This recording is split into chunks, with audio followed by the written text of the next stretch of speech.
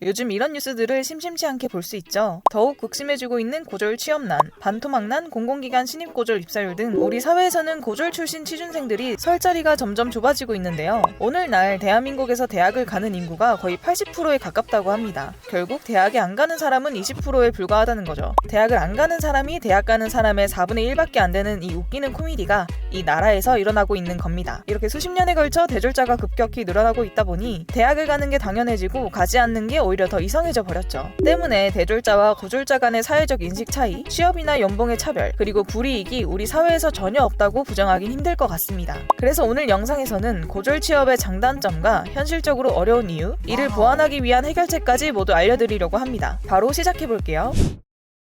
고졸 취업의 첫 번째 장점은 남들보다 빨리 사회생활을 해서 경력을 쌓을 수 있다는 것과 노하우를 빨리 배운다는 겁니다. 일찍이 뚜렷한 진로와 적성을 찾았다면 자신의 전공을 잘 살려서 어느 대졸자보다 먼저 사회 진출을 하고 자립할 수 있죠. 또한 과도한 학자금 부담에서 벗어날 수 있다는 점도 고졸 취업자만이 누릴 수 있는 장점입니다. 사실 대학에서 전공한 걸 살려서 취업하는 경우가 별로 없습니다. 대다수가 전공을 살려서 취업하지 않아요. 전공을 살린다고 해도 학교에서 배우는 지식과 회사에서 배우는 실무 사이의 괴리가 엄청나게 심합니다. 따라서 고졸 취업을 하는 경우라면 적성에 안 맞는 대학 전공 수업을 억지로 들으면서 고통받을 필요가 없죠. 고졸 취업의 세 번째 장점은 바로 일찍 사회생활을 시작한 만큼 돈을 빨리 모을 수 있다는 겁니다. 과거에는 학력을 들먹이며 대놓고 무시하는 경우가 있었다지만 요즘엔 대놓고 학력을 무시하는 사람을 오히려 더 몰상식하게 보죠. 그리고 고졸 취업 전형으로 잘 준비하면 공기업이나 대기업 입사도 가능합니다. 물론 대기업은 생산직으로 들어가는 경우가 압도적으로 많은데요. 생산직은 특히나 나이가 젊은 인재들이 많이 필요하기 때문에 지원 자격이 고등학교 졸업 이상인 경우가 많습니다. 물론 예외도 있겠지만 이렇게 고졸 학력으로 대기업 취업에 성공한 사람들의 대부분은 마이스터고나 특성화고를 졸업한 20대 초반입니다.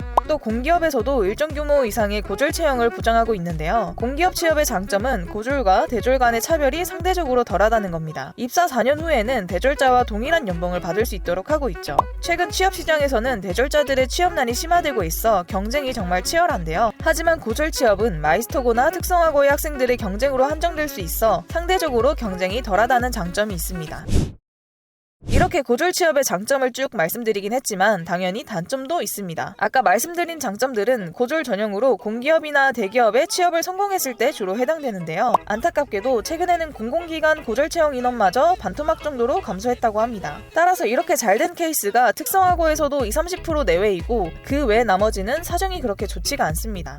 대부분의 학생들은 중소기업을 가는데요. 열악한 근무 환경 때문에 퇴사를 하는 경우가 허다합니다. 이 경우 보통 비정규직이거나 외주회사에 들어가서 임금이 낮고 기본적인 근무 규정, 안전수칙도 잘 지켜지지 않는 근무지에서 일하게 되는 경우도 꽤 많아요. 그만큼 양질의 일자리를 구할 수 있는 폭이 좁습니다. 또 우리나라는 하도 대학을 나온 사람이 많다 보니까 회사에서도 신입 직원을 뽑을 때 초대졸 이상이라고 구체적으로 명시하는 경우가 상당히 많습니다. 그래서 고졸이면 괜찮은 회사에 원서 자체를 넣을 수 없는 경우가 많죠. 고졸 취업의 두 번째 단점은 바로 대졸자가 주류인 이 사회에서 고졸 출신으로 살아가게 되면 편견이나 안 좋은 사회적 시선을 받을 가능성이 있다는 겁니다. 고졸이든 대졸이든 이런 출신에 신경 안 쓰는 사람도 있지만 편견의 시선을 가지고 보는 사람들도 있는 게 현실이죠. 남들 다 대학 가는데 어린 친구가 대단하다, 사회적 흐름을 잘 읽어서 좋은 선택을 했다, 이런 식으로 말을 하는 사람이 있는가 하면 고졸 전형으로 쉽게 회사에 입사했다, 뭐 이런 식으로 생각하는 사람들이 있기 마련입니다. 그 사람의 실제 능력이나 성과가 아닌 고졸이라는 꼬리표를 기준으로 사람을 평가하는 거죠. 물론 회사에서 얼굴 마주본 상태에서 대놓고 말을 하지는 않겠지만 속으로 생각을 하거나 인터넷상에서 보이는 그런 여론은 그리 달갑지가 않죠. 그래서 실제로 고졸 전형으로 회사에 취업했다가 현실을 느끼고 퇴사를 하거나 다시 대학 입학을 준비하는 경우도 많다고 합니다.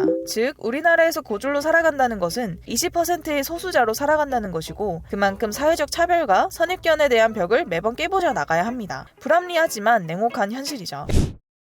여전히 국내에서 대학 간판 및 스펙은 취업시장에서 중요합니다. 따라서 고졸 학력으로 취업을 준비하는 분이라면 현실적인 어려움을 겪고 계신 분들이 많을 텐데요. 특히나 대한민국은 학벌을 과도하게 중요시 여깁니다. 능력과는 별개로 학벌로 사람을 평가하기도 하죠. 때문에 고졸 학력으로 경력을 쌓는 길을 택했다면 최소한의 학력도 함께 갖추는 것이 방법입니다. 뒤늦게 일과 대학을 병행하면서 두 마리 토끼를 다 잡기란 정말 쉽지 않은데요. 하지만 학점은행제라는 제도를 활용하면 일과 학업이라는 두 마리 토끼를 다 잡을 잡을 수 있습니다. 학점은행제란 고등학교 졸업자라면 누구나 이용할 수 있는 평생교육 제도인데요. 온라인 과정으로 대학교 학위와 동등한 학력을 취득할 수 있기 때문에 실제로 직장인분들도 많이들 활용하고 있습니다. 2년제 학력은 최소 8개월, 4년제 학력은 최소 1년 반이라는 기간에 저렴한 비용으로 취득할 수 있다는 장점도 있죠. 이 학점은행제를 활용하면 회사의 지원 조건인 초대절 학력을 갖추는 것도 가능합니다. 또한 학점은행제를 활용해서 취업이 잘 되는 보건계열 학과에 들어가거나 인서울대학교 편입에 성공하는 사례도 많습니다. 학점은행제를 통한 인서울 편입 준비 방법과 쉽게 간호학과와 물리치료학과에 들어갈 수 있는 방법은 하단 고정 댓글 링크로 남겨둘 테니 참고하시기 바랍니다. 오늘은 고졸 취업의 장단점과 현실적으로 어려운 이유, 그리고 이를 보완하기 위한 해결책을 모두 알려드렸는데요. 물론 그렇다고 해서 모든 사람이 대학을 무조건 가야 한다는 말을 하는 건 절대 아닙니다. 앞서 말씀드린 대로 고졸 전형으로 공기업이나 대기업 취업에 성공한 케이스라면 인생에서 학력이 크게 문제될 일은 많지 않겠죠. 또한 애초에 사업이나 장사 등의 재능이 있는 분이라면 대학은 절대 필수가 아닙니다. 실제로 고졸 출신이지만 자신의 사업을 잘 성공시켜서 수백억 자산가로 살아가는 경우도 있으니까요. 하지만 고졸이라는 학력 때문에 본인을 증명해야 하는 일들이 반복되어 지치고 대학교 학력이 필요해진 상황이라면 일과 학업 중 하나를 포기하기보다 학점은행제를 통해서 두 마리 토끼를 다 잡는 것도 방법이다라는 걸 말씀드리고 싶었습니다.